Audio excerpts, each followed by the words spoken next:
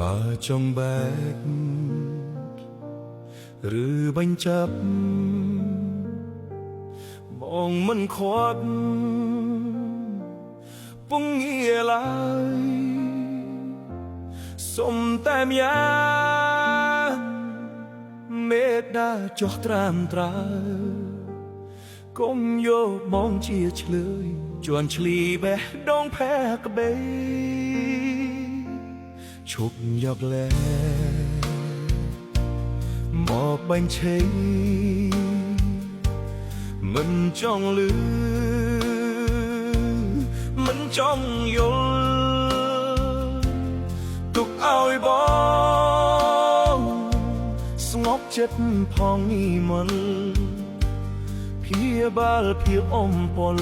ស្លាកស្នាមអនុសាចាំអូនមានថ្មីហើ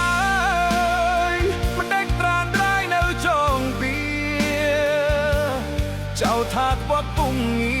រសាវ៉ាឲ្យស្រីក្រំចិត្តមានន័យយ៉ាងណាគឺស្រហូមិតបើបងខកពិតបងទេជាអ្នកការចេញ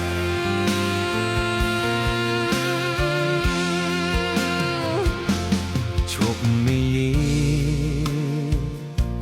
ឈប់រំលឹកបានគិតរត់ដើរផ្សាររឿងហួហើយបំភ្លេចចុះជីវ៉ាបំសុខចិត្តក្រំគ្រាទទួលកំហុសគ្រប់យ៉ាង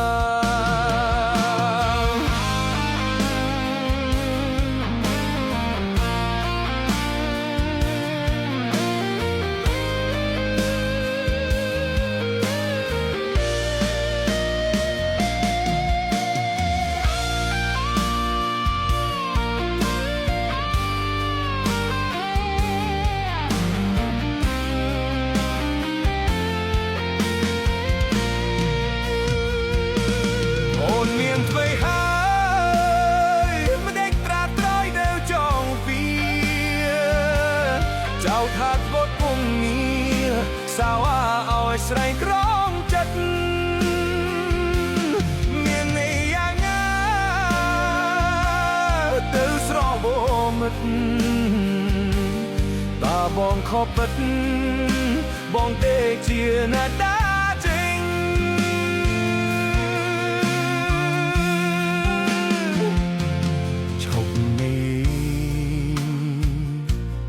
ឈប់រំលឹក